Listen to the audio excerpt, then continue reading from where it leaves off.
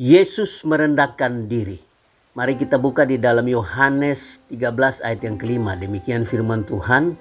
Kemudian ia menuangkan air ke dalam sebuah basi dan mulai membasuh kaki murid-muridnya, lalu menyekanya dengan kain yang terikat pada pinggangnya itu. Nah, kekasih Tuhan, Yesus merendahkan diri merupakan peristiwa yang dramatis terjadi pada malam terakhir sebelum Yesus ditangkap dan disalibkan. Yesus melakukan itu kepada murid-muridnya. Mari kita saksikan video pendek ini.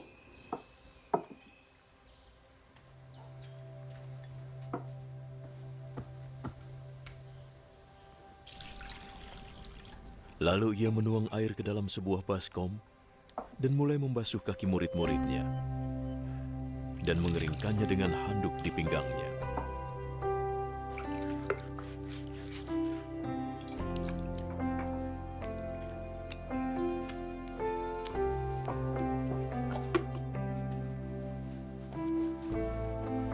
Sampailah ia pada Simon Petrus. Apakah engkau akan membasuh kakiku, Tuhan? Sekarang kamu tidak mengerti yang kulakukan, tapi nanti kamu akan mengerti. Tidak, jangan pernah Tuhan membasuh kakiku. Jika aku tidak membasuhmu, kamu tidak lagi menjadi muridku. Tuhan, kalau begitu jangan hanya membasuh kakiku. Basuhlah tanganku dan juga kepalaku. Yang sudah mandi sudah bersih seluruhnya dan tidak perlu dibersihkan lagi, kecuali kakinya. Semua sudah bersih.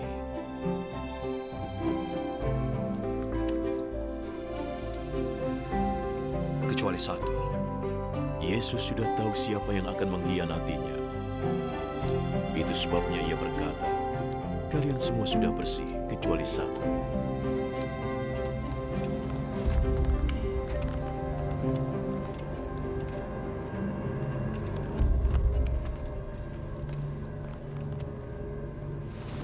Setelah Yesus membasuh kaki mereka, ia segera mengenakan jubahnya lagi dan kembali ke tempatnya semula di meja. Mengertikah kalian yang baru saja kulakukan? Kalian memanggilku guru dan Tuhan. Dan panggilan itu sudah benar, sebab aku memang demikian. Jika aku sebagai guru dan Tuhan membasuh kaki kalian, maka kalian wajib juga saling membasuh. Aku memberi teladan kepada kalian, supaya kalian melakukan yang sudah kulakukan. Aku berkata yang sesungguhnya, seorang hamba tidak lebih besar dari tuannya, dan utusan tidak lebih besar dari yang mengutusnya. Karena kalian sudah mengetahuinya, kalian akan merasa bahagia jika kalian melakukannya.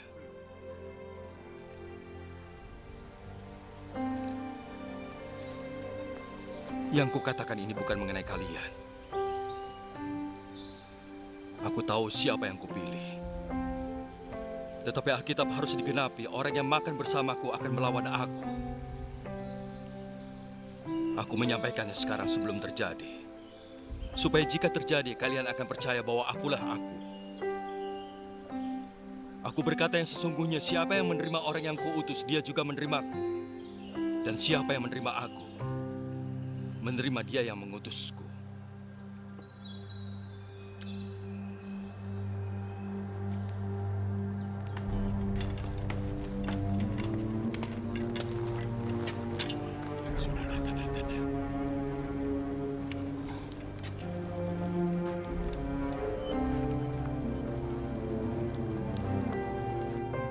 Setelah Yesus berkata begitu, ia menjadi sangat terharu dan mengatakan terus terang,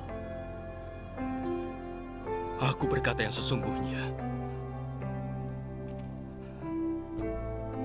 Salah satu dari kalian akan mengkhianatiku.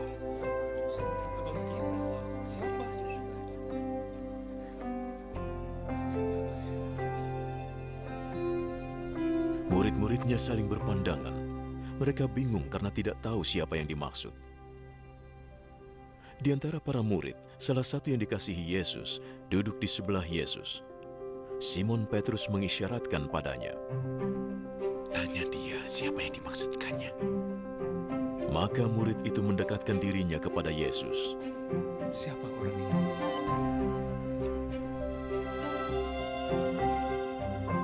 Orang yang akan kuberikan roti yang dicelup ke mangkuk. Dialah orangnya. Maka Yesus mengambil sepotong roti, mencelupkannya, dan memberinya pada Yudas, putra dari Simon Iskariot. Segera setelah Yudas menerima roti, setan masuk dalam dirinya. Cepatlah. Lakukanlah tugasmu. Tidak seorang pun yang duduk di situ mengerti mengapa Yesus berkata begitu kepadanya. Karena Yudas bertanggung jawab memegang uang kas, beberapa murid mengira Yesus menyuruhnya pergi untuk membeli kebutuhan hari raya atau memberi sesuatu kepada orang miskin. Yudas menerima roti itu dan langsung keluar.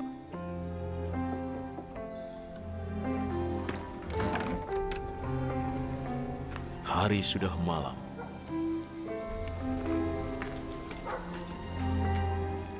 Sesudah Yudas pergi, Yesus berkata, Sekarang keagungan anak manusia dinyatakan.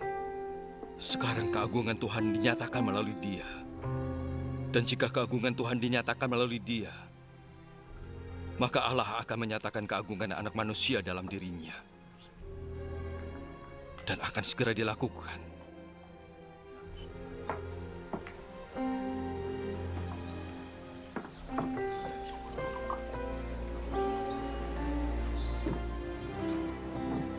Anak-anakku, aku tidak akan tinggal lama lagi dengan kalian.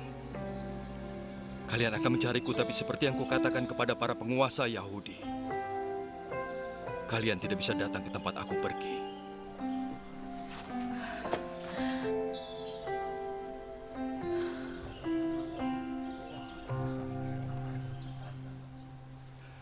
Sekarang aku beri kalian perintah baru. Kasihilah satu sama lain.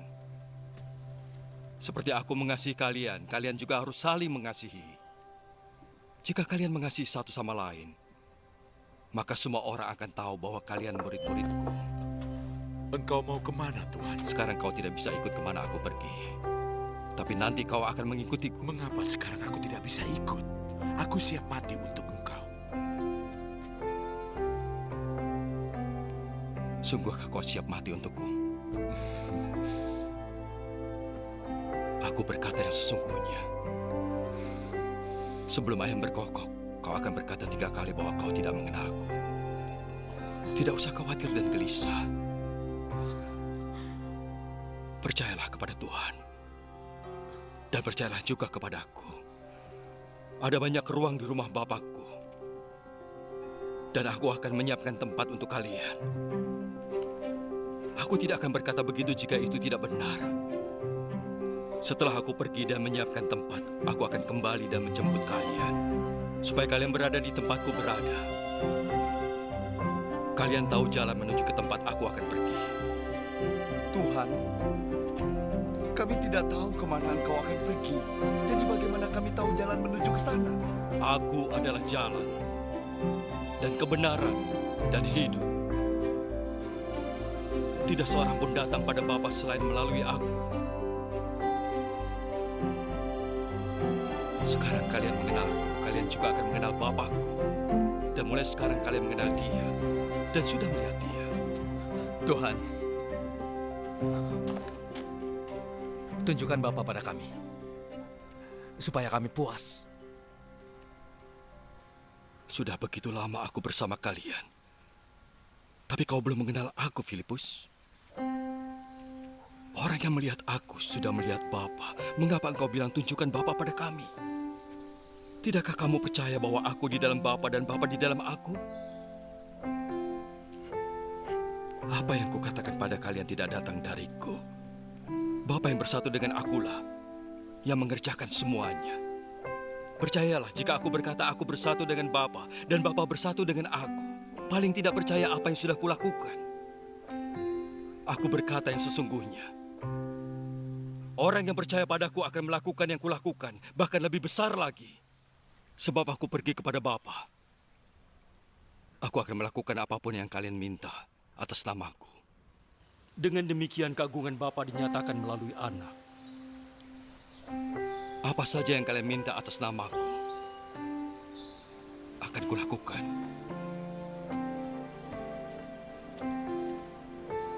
Jika kalian mengasihi aku, kalian akan mentaati perintahku. Aku akan minta pada Bapa agar memberi kalian penolong yang akan tinggal selamanya. Dialah roh yang akan menyatakan kebenaran tentang Allah. Dunia tidak dapat menerimanya karena tidak melihat atau mengenalnya. Tapi kalian mengenalnya karena ia tinggal dan ada bersama kalian. Saat aku pergi, kalian tidak akan ditinggalkan karena aku akan kembali. Sebentar lagi dunia tidak akan melihatku. Tapi kalian akan melihatku. Dan karena aku hidup, kalian juga akan hidup. Nanti kalian akan tahu bahwa aku bersatu dengan Bapa dan kalian bersatu denganku, seperti aku bersatu dengan kalian. Orang yang menerima perintahku dan mentaatinya artinya dia mengasihiku. Bapakku akan mengasihi orang yang mengasihiku. Aku pun akan mengasihinya dan menyatakan diriku kepadanya. Yudas, bukan Yudas Iskariot, berkata, Tuhan, mengapa Engkau mau menyatakan dirimu kepada kami dan bukan kepada dunia? Orang yang mengasihi aku akan mentaati ajaranku. Bapakku dan aku akan datang dan tinggal dengannya. Orang yang tidak mengasihiku tidak mentaati ajaranku. Ajaran yang kalian dengar itu bukan dariku, tapi dari Bapa yang mengutusku. Aku mengatakan ini selama masih dengan kalian. Roh Kudus yang akan diutus Bapa atas namaku akan mengajarkan segalanya dan mengingatkan semua yang sudah kuberitahukan. Damai kutinggalkan pada kalian. Damaiku sendiri yang kuberikan pada kalian. Damai itu yang bukan diberikan dunia. Jangan khawatir dan gelisah. Jangan takut. Kalian dengar aku berkata, ku pergi, tapi akan kembali pada kalian. Jika kalian mengasihiku, kalian akan senang aku pergi pada Bapa, karena ia lebih besar dari aku. Sekarang aku mengatakan semuanya sebelum itu terjadi. Supaya jika itu terjadi, kalian percaya. Aku tidak bisa bicara lebih banyak. Sebab penguasa dunia akan datang. Ia tidak punya kuasa atas diriku. Tapi dunia harus tahu. Aku mengasihi Bapa, itu sebabnya aku melakukan semua perintahnya. Mari, kita pergi dari sini. Aku pohon anggur sejati dan Bapakku tukang kebunnya. Ia memotong setiap rantingku yang tidak berbuah. Dan setiap cabang yang berbuah dikurangi daunnya. Supaya jadi bersih dan berbuah lebih banyak. Kalian sudah bersih karena ajaran yang kuberikan. Tetaplah bersatu denganku. Dan aku akan tetap bersatu dengan kalian.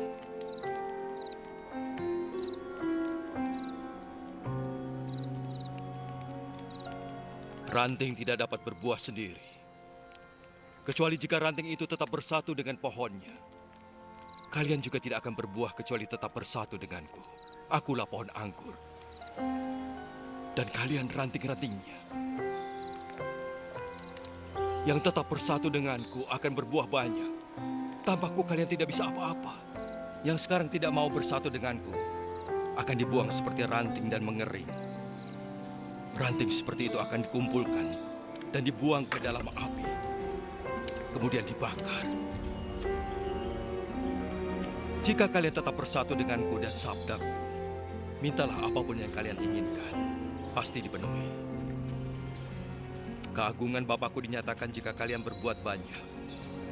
Dengan cara itulah kalian menjadi murid-muridku. Aku mengasihi kalian, seperti Bapa mengasihiku. Tetaplah dalam kasihku. Jika kalian mentaati perintahku, kalian akan tetap dalam kasihku, sama seperti aku mentaati perintah Bapakku, dan tetap dalam kasihnya. Semua ini kukatakan, supaya sukacitaku ada pada kalian, dan sukacita kalian jadi sempurna. Inilah perintah dariku, Kasihi satu sama lain, seperti aku mengasihi kalian. Orang yang paling mengasihi sahabat-sahabatnya adalah yang memberi hidupnya untuk mereka. Kalian sahabatku jika melakukan apa yang kuperintahkan. Aku tidak menyebut kalian hamba lagi, sebab hamba tidak tahu apa yang sedang dikerjakan tuannya. Kalian kusebut sahabat, sebab aku memberitahukan semua yang kudengar dari Bapa. Bukan kalian yang memilih aku yang memilih kalian. Dan menyuruh kalian menghasilkan buah yang banyak. Buah yang tidak dapat binasa. Maka Bapa akan memberi apa saja yang kalian minta atas namaku. Dan inilah perintahku kepada kalian.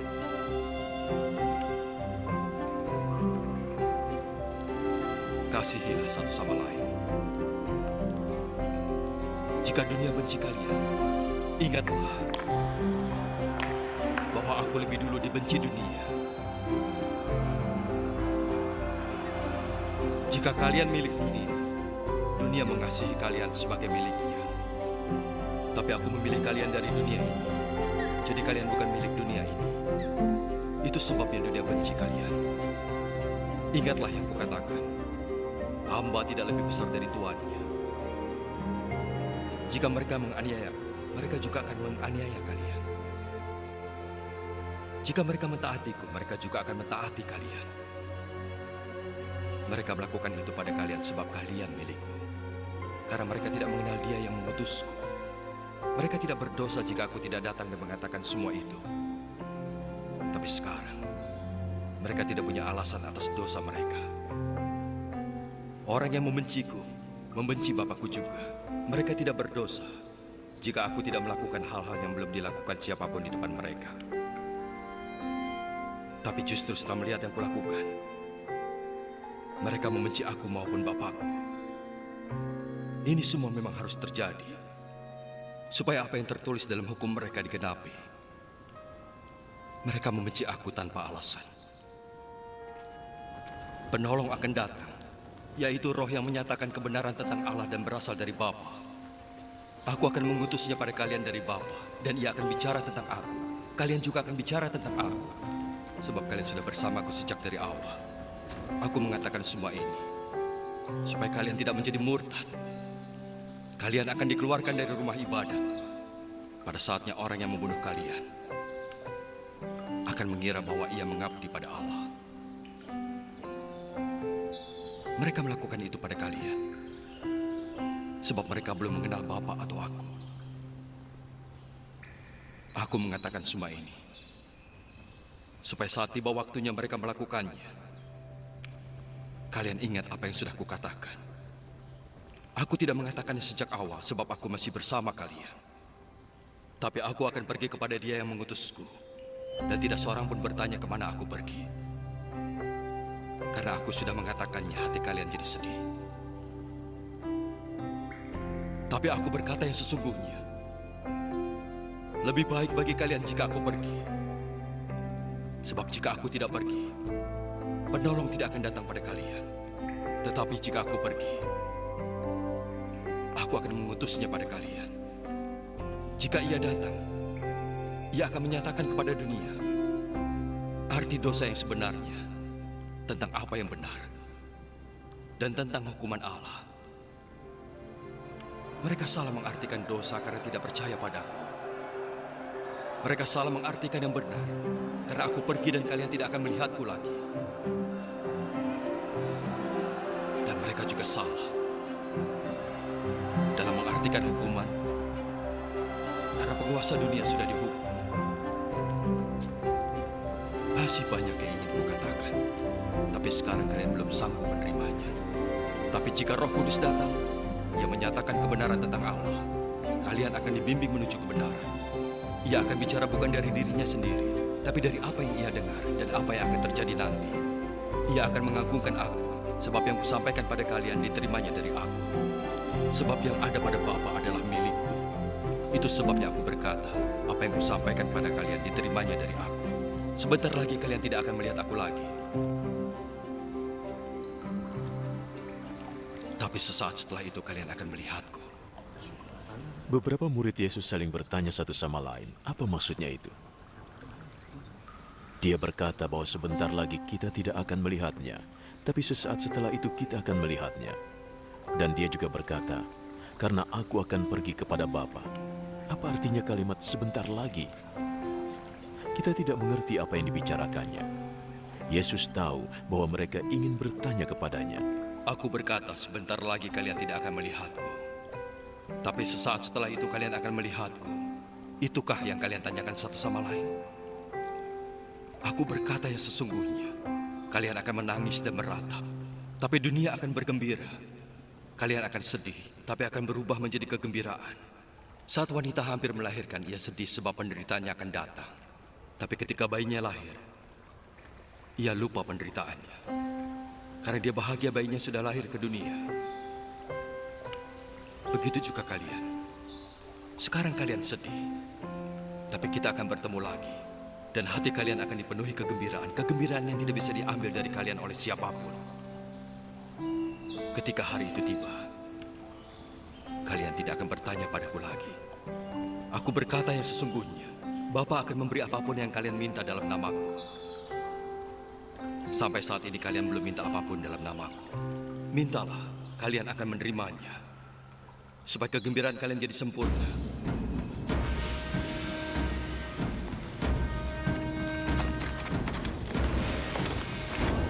Semua ini kukatakan pada kalian dengan kiasan. Tapi suatu saat aku tidak memakai kiasan lagi, melainkan bicara terus terang tentang Bapa. Saat itu kalian akan minta pada Bapa dalam namaku. Aku tidak bilang akan minta padanya atas nama kalian, karena Bapa sendiri mengasihi kalian. Ia mengasihi kalian karena kalian mengasihiku, dan percaya aku berasal dari Bapa. Aku berasal dari Bapa, dan sudah datang ke dunia. Sekarang aku akan pergi dan kembali pada Bapa. Lalu murid-murid Yesus berkata kepadanya, sekarang engkau bicara terus terang, tanpa menggunakan kiasan. Sekarang kami mengerti engkau tahu segalanya. Tidak perlu lagi ada yang bertanya kepada engkau. Ini membuat kami percaya bahwa engkau berasal dari Allah. Kalian sekarang percaya? Saatnya akan datang dan sudah datang. Kalian akan dicerai-beraikan. Masing-masing akan pulang ke rumah. Dan aku ditinggalkan sendirian. Tapi aku tidak sendiri, karena Bapa bersamaku. Ini kukatakan supaya kalian mendapat damai karena bersatu denganku. Di dunia kalian akan menderita, tapi tabahlah. Aku sudah mengalahkan dunia. Sesudah berkata demikian, Yesus menengadah ke langit dan berkata,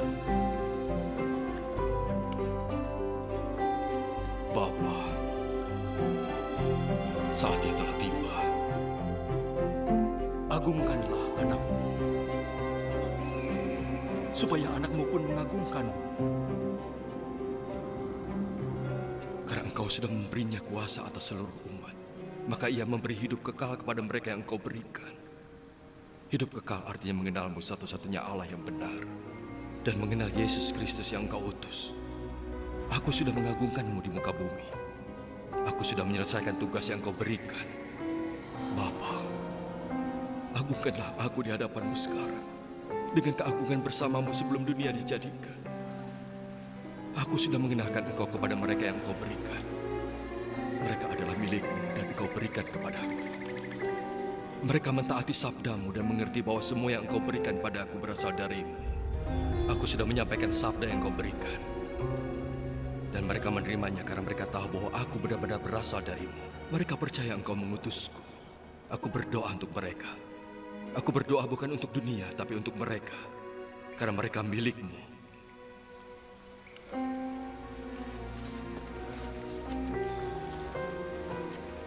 Milikku adalah milikmu. Dan milikmu adalah milikku. Dan aku diagungkan melalui mereka. Sekarang aku datang kepadamu. Aku tidak lagi di dunia, tapi mereka di dunia. Bapa yang suci, jagalah mereka dengan kuasa namamu, nama yang kau berikan padaku, supaya mereka menjadi satu, sama seperti engkau dan aku. Sewaktu aku bersama mereka, aku menjaga mereka oleh kuasa-Mu yang engkau berikan kepadaku. Aku melindungi mereka, dan tidak satu pun yang hilang, kecuali dia yang memang seharusnya hilang. supaya Alkitab digenapi.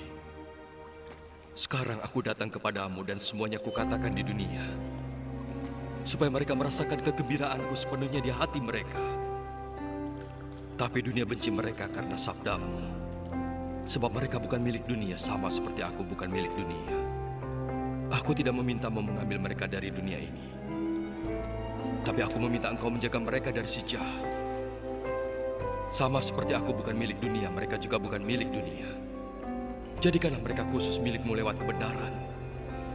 Sabdamu adalah kebenaran. Aku mengutus mereka ke dunia seperti engkau mengutus aku ke dunia. Dan demi mereka aku mempersembahkan diriku padamu, supaya mereka pun dipersembahkan kepadamu lewat kebenaran. Aku berdoa bukan hanya untuk mereka, tapi juga untuk mereka yang percaya padaku oleh kesaksian mereka. Aku berdoa semoga mereka semua bersatu. Bapa, semoga mereka bersama kita, seperti engkau dalam aku dan aku dalam engkau. Semoga mereka bersatu supaya dunia percaya engkau mengutusku. Aku beri mereka keagungan seperti yang engkau berikan padaku, supaya mereka bersatu seperti engkau dan aku adalah satu. Aku dalam mereka dan engkau dalam aku.